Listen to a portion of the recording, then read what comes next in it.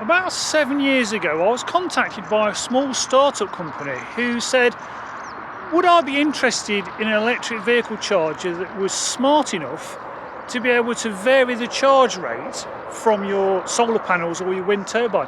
Did I think that was a good idea? Yeah. And so began my relationship with a small startup company that operated out of their kitchen and their shed.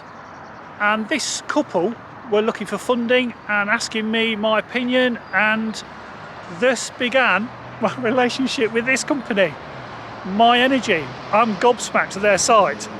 Can't wait to meet Jordan and have a nostalgic catch-up.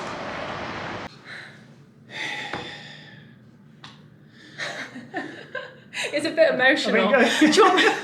I'll open up the introduction if you want. Go on then. This is Jonathan, and Jonathan is one of my, if not the first, Zappi customer. He was my first friend on Twitter when I started this business. I reached out to him, I was doing some market research. He was the be-all and end-all of knowledge for electric vehicles, driving cars up and down the UK, and we had this crazy idea for a car charger at the time, which was a very busy marketplace. We had, the likes of ChargeMaster, BP, Pulse. It wasn't BP at the time. That was BP, Polar. ChargeMaster, Rolex. It was all that sort of, all those sort of players were just cleaning up in the market because of the 𝐄𝐍𝐉𝐻 grant. And we came along with this crazy idea of a solar charger, and I reached out to Jonathan to see if it was a good idea, and he said it's a brilliant idea. And then he said, come to my event up in Orkney. Here we are. That's right. It's amazing. So I've been wanting to make this video for several years. So just sort of backtracking, that's how we sort of met on Twitter. And I think it just emphasises when two people have got a passion, like the environment and renewables, and you use social media in a positive way. Often social media can be really negative and a chance to sort of vent and slack people off. But in this instance, it really turned into something quite unbelievable. So Jordan contacted me, and then that resulted in a phone call. And the first phone call was, do you think it's a good idea? This electric car charger that will talk to your solar or talk to your wind turbine. Of course, we've got lots of wind turbines on Orkney. And did I think it was a good idea for this car charger to be able to vary the rate of charge so it prevented pulling any excess off the grid to make up for any shortfall from the renewables? Did I think it was a good idea? Yeah, just a bit. I said, well, it just so happens, Jordan, that we've got a bit of an event happening on Orkney with Robert Llewellyn of Fully Charged. And he's coming up and he's doing some filming, and you really ought to come up. And Jordan was like, that sounds like a cracking idea. Where's Orkney? Where's Orkney? Never heard of it. And then she's probably forgotten this, but then a few days later, I think about a week later, she rang me up again. She said, JP, I can't come. It's too far, I can't come. I said, that's okay, it's cool, but let's just stay in touch. And then a few days later, JP, I'm coming. That's great. I found an electric car. Because at this time, we had, so the Zappi was already in prototype stage and working on the bench, and we had we'd sent one up to Orkney to be tested on a wind turbine. And me and Lee were driving a bloody diesel Skoda around because it's all we could afford. We was like getting the business off because we put all of our money into the business, and we was like, Lee had this very old Nissan Leaf, and I was like, I'm gonna have to do the journey in the Nissan Leaf and really get to know what this industry is all about. So that was my first time in an electric car, besides the fact I was just tinkering with the Zappi and the Nissan. And I thought, I'm going to do the journey. My husband agreed to come with me because I'd never plugged a car into a public network at all, so I was really nervous about it. And I've just got to say, this Nissan Leaf only had about 55 miles range. Yeah, it was the only 24 kilowatt hour, wasn't it? It was a white one. Tell me the graphics on it, remember? So I put all of our character on it, our logo and everything on it. Not that one at the time, the previous logo. And headed up and ran out of charge at the first stop. And the charger was broke. Good old Charge Place, Scotland. No, this was Ferrybridge Services. Just down the road. So I set off from here. It was cold then as well. So I had like a big, I had a sleeping bag on because I didn't dare put the heating on. And then I got to the first charger, plugged it in, and it didn't work, and it was out of hours to ring the offices. So and be on the phone with the emergency people, I said to Mike, this is going to be long. It's going to be a long way, but we're going to get there. But you'd already booked your ferry as well, hadn't you? Oh, so we missed that. Yes, you missed the ferry. Yeah. Right. Guess whose ferry I ended up being on?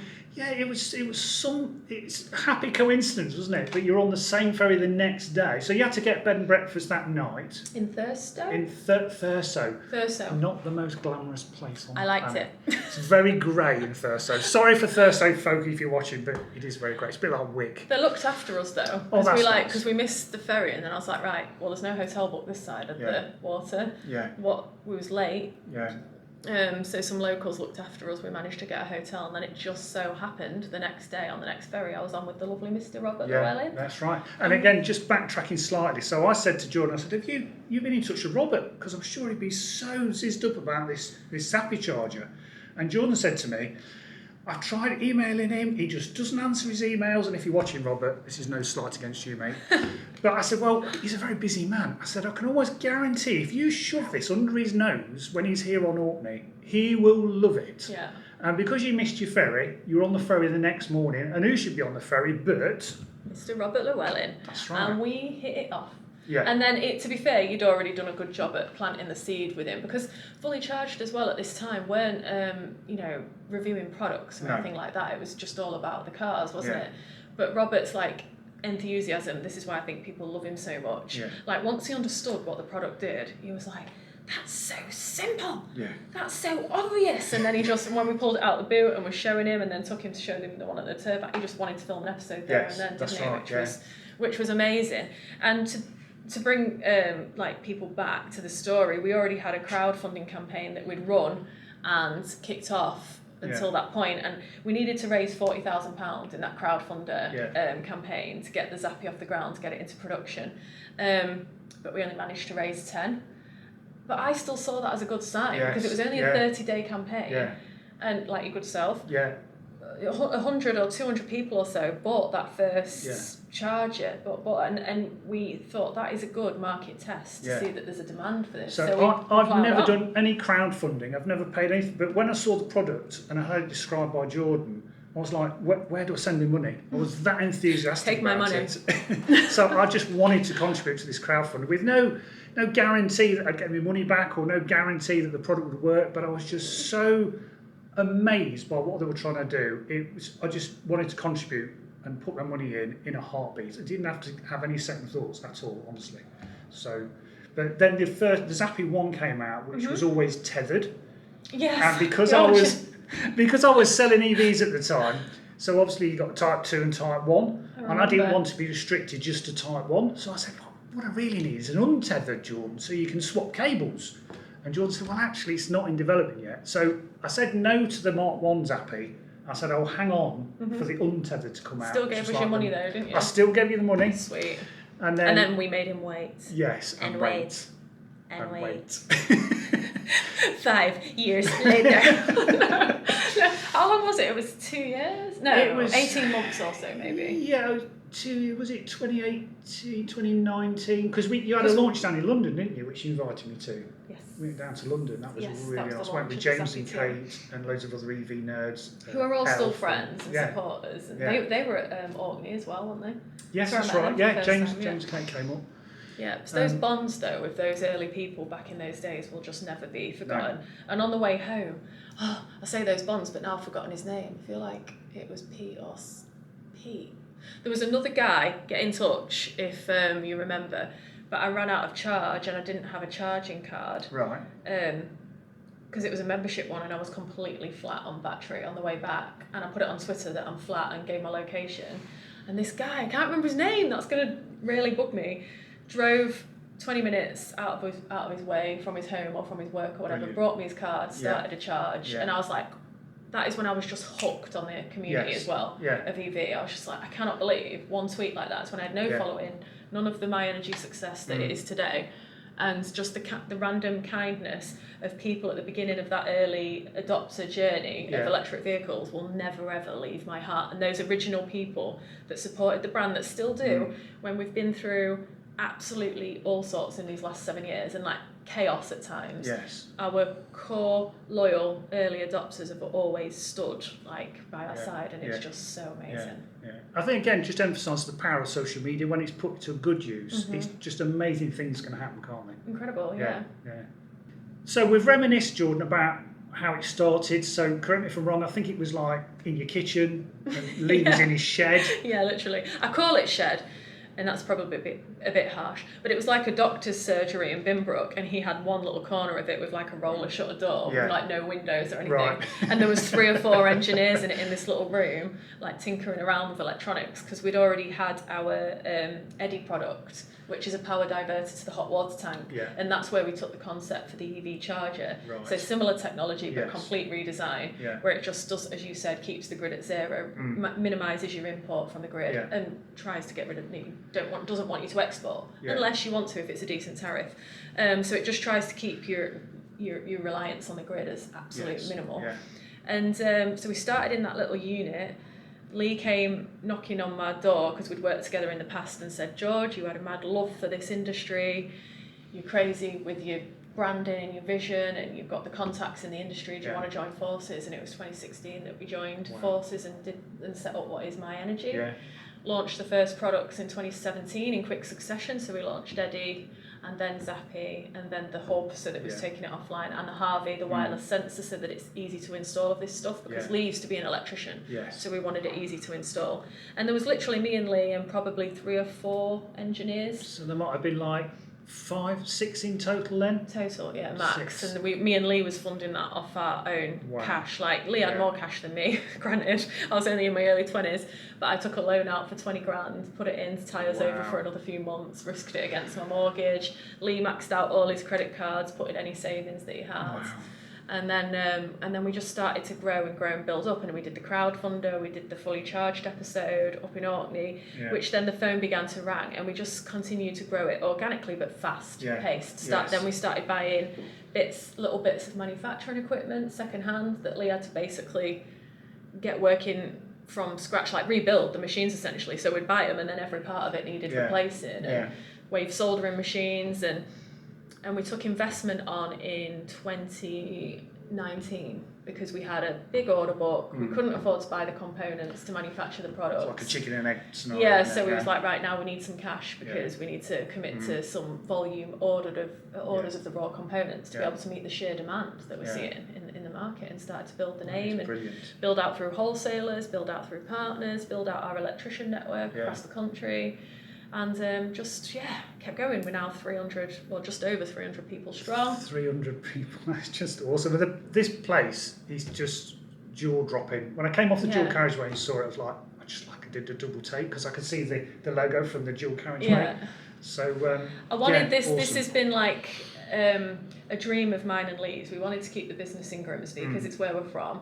We wanted to build like the Silicon Valley hub for green energy in Grimsby, in this area, because we've got Ørsted, we've got the large wind turbine manufacturer Ørsted, we've got the biggest solar farm in the UK, I believe the biggest wind farm in the UK, all based out of here. So it was like seemed a perfect place to then have Myenergi shipping products from and manufacturing products from. But actually, like, the branding and having the building, as cool as it is part of our story. It's part of it's what we wanted to invest, some of our money back into the local area and into the brand, because then when you bring visitors and guests here, we mean business. You know what I mean? We're setting up for the long run.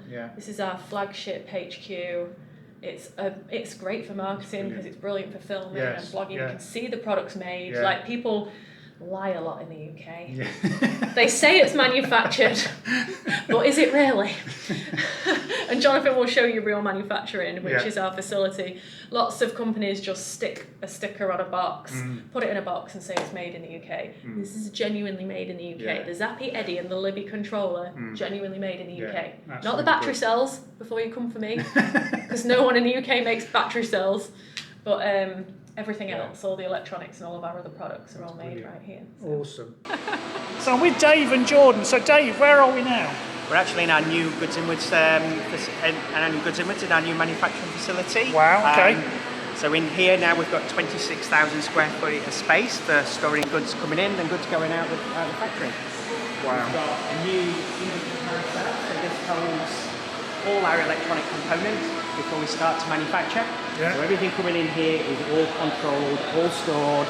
So we get our goods in the right order. So or the kitting team, it's all controlled behind these shelves. So it's only controlled operators can actually get the material out.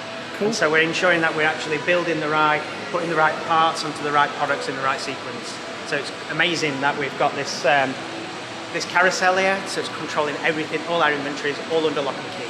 Awesome. And then I'm going to take you and show you how it's made. Fantastic. Lead the way. Oh, you're coming? I'm going to. Yeah, I was going to say. It's your assembly line. Yes. Cool.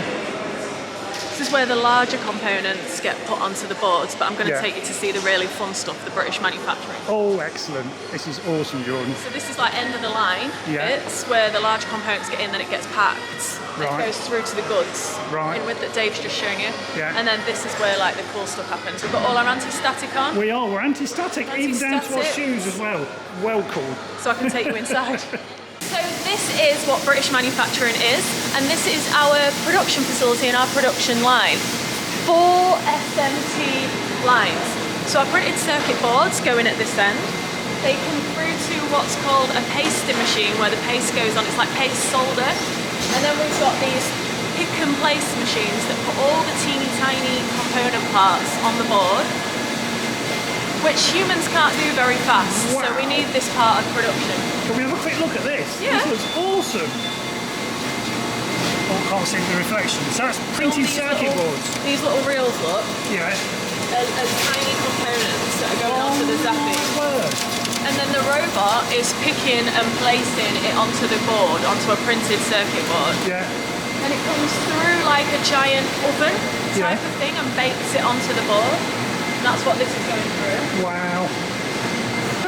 And then it comes out to like a, you know, like Willy Wonka in the chocolate factory, where it's like good or bad. Yeah. This is an optical inspection machine, so it'll check that everything's on correct, that it's been placed correctly, and it'll spit it out to the left or spit it out to the right if there's a problem, stop the production line so there's no bad quality products going out. Yeah. And then we start to then fit some of the larger pieces onto the board, which is over here. So people try not to touch anything because it's anti-static. So they put this anti-static onto the wrist. They place the large components, a bit like Lego, and then it goes through what our weight soldering machine, which is pretty epic. It's pretty cool. Thank you. Wow. And you can see, I don't know if you can see it in there, there's a little bit of, I call it magma. Oh yeah! It's like a mini magma volcano type thing. Yeah, it's like a fondue. Yeah. So not chocolate? It's not chocolate, it's liquid solder. Right, liquid solder. Yeah, so then it's all the large parts are being soldered onto the board. Yeah. And they go through the wave soldering machine. And then again, come out the other end, spit out whether it's a good or bad product, optical inspection, check it, and then it goes through to the large part for full assembly. And do you know what these are that are being made right now? Are these Zappis that we're making right now? Yeah, single phase Zappis. The original and the best, the Zappi. This was our first ever Zappi customer. Oh, right. So it's good to see how it's been First made. ever, yeah. First ever. Cool. That's awesome. Yeah. Thank you, thanks so much.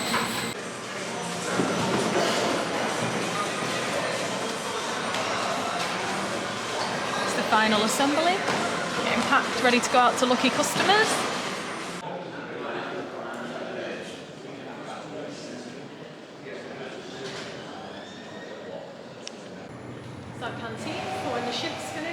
So what we've got here, Jordan?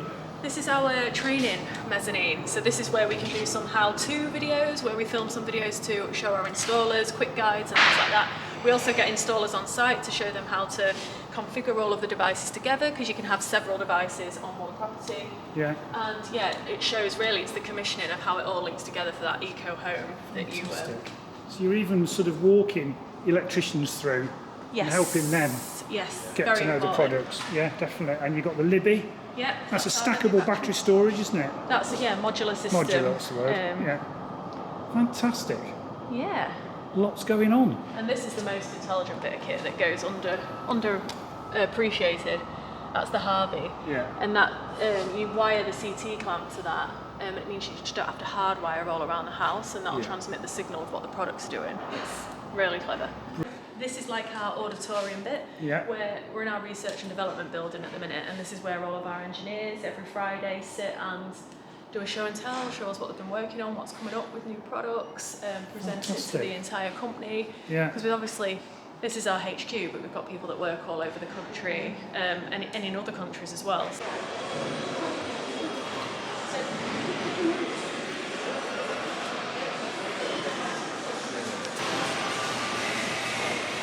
That's fantastic. And I remember, so when we filmed that episode with Robert in a good friend Pete Oswald's garden. Yes, Pete Oswald. And, you know, he was an electronics engineer, and just backtracking slightly, about a week before Jordan rang me, he actually rang me and said, John, I've got this crazy idea, come round. I'd already sold him a leaf, and there's this sandwich box with some loads of wires and circuit boards, and he said, what I'm doing is getting this box of tricks to talk to my granny cable that talks, and this box of tricks talks to a wind turbine, and it turns it off and on as the wind the wind generates energy. And I was like, that's awesome. And then literally days later, Jordan rang me. And then I said to Pete, I said, you're not going to believe this, but this company's already thinking of doing exactly the same thing. And Pete said, put me in touch and I'd like to talk to them. And he exchanged what he'd found out. Yeah. So that was great. And then when we filmed on that day, I remember your Mikey, and we had a lovely spread. Edwina and Pete put on a lovely meal for us. And in between filming, I just dragged Mikey to the back and I said, you do know Mikey, that's Jordan's husband, when this goes out on Robert's YouTube channel, it will go mental for Myenergi. And he looked at me and went, really? You really think it will? Now, what happened when the video went out? Broke our website. Yeah. The website that me and my mate had built. So it was like, it crashed. And the phone began to ring. Yeah. And that was the power, and still is the power, of the Everything Electric fully charged brands. Yeah. Because it's loyal followers. They've built up such an organic, loyal following over the years. People can pop up and become viral, but they don't have that loyal following that supports them throughout the years. And that is what Fully Charged brought. And because Robert and everybody and Dan at the team there are so genuine, and I mean, so genuine. You can't just buy them. You can't just be bought. It's like something they have to be passionate about to talk about and run with. And I think that's the thing with, see, when we had the EV exhibition, EV talk, presentation by Robert at what we call the Picky Centre, it's a local leisure centre in the middle of Orkney in �𝐿𝐼𝐒. I paid for that but I didn't want anything from Jordan. I remember Jordan saying, well, what do I need for a stand? Which he had just a little table with a Zappi on it. I said, don't want anything, just get here. And I think when you speak to other like-minded people that are passionate about renewables and EVs, it's not the money. No. It's just trying to get the word out there that there is an alternative. And that's what zizzes me up coming here today, that from those really small beginnings, that something massive has worked out to the point where you are now on the forefront of being a global brand, because you're looking at other countries. I think you're in Germany. Yeah, we're in Germany, we're in the Netherlands, we're in Ireland, we've got a base in Ireland, and we've got a base in Australia as well now. It's just awesome, mate. Listen, it's been really good to catch up with Jordan. I'll put a link into their website. Follow her on social media. There's lots of exciting developments with the Myenergi products. Yeah. And the sky's the limit, really, because and the message we just keep getting out there that renewables and EVs go together, and what the Myenergi products do, and I'm not being paid to say this, honestly, they just bridge the gap between the two. Because if people have got EVs, they want renewables, and if they've got renewables, they want an EV, and the Myenergi bit fits in the middle. And they want battery storage, then they want economical heating. Yes, yeah. And they want all the smarts to tie it all up, and that is exactly what we do. We bridge all of that, net all of that together through software and hardware. Yeah. So. A word of warning though, the app is brilliant. So in the morning, the first thing I check is usually Twitter, and then it's the Myenergi app to see how I'm doing on the old solar and whether I can turn my charger off and on to charge up one of my two EVs. The app is great, but it does get a bit obsessive. Yeah, you've been warned. Anyway, it's lovely to see you, Jordan. Thank you so much for making the journey. Thank you for having me. Bowled over. So Thank you. All the best, and we'll stay in touch. Of course, always. See you soon. So it's been great to catch up with Jordan and Lee. I really appreciate their time.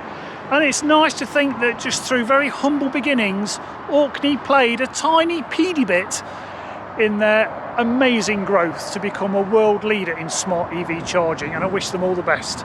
So from a windy Grimsby, I'll see you next time.